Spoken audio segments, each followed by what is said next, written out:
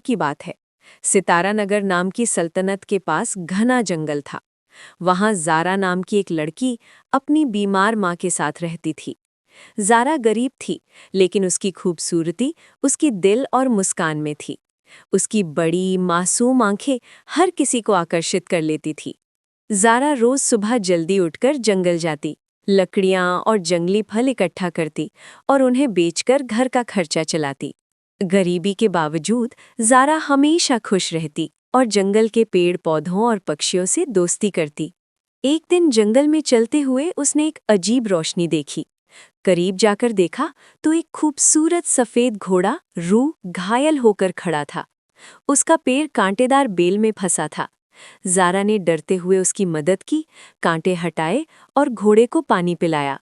घोड़ा उसे देखकर सिर झुकाकर धन्यवाद दिखा रहा था। रू ने ज़ारा को जंगल के एक छिपे हुए हिस्से में ले जाकर सुनहरे सेब दिखाए। ज़ारा ने उन्हें अपने घर ले जाकर माँ को खिलाया।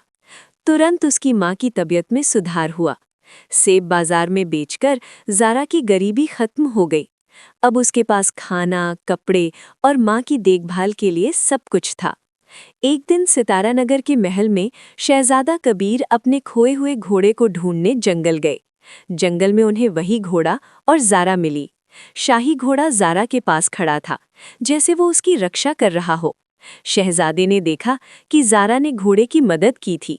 इस पर बादशाह को एहसास हुआ कि ज़ारा ना केवल नेक दिल है, बल्कि खास भी है। ज़ारा और उसकी माँ महल में रहने लगी।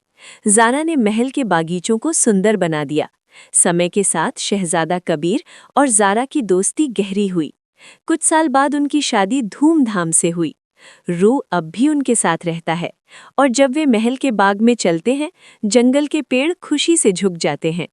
इस तरह एक गरीब लड़की और जादुई घोड़े की कहानी ने न केवल ज़ारा की जिंदगी बदल दी, बल्कि सभी को ये सिखाया कि दिल की अच्छाई और दोस्ती सबसे बड़ी दौलत होती है।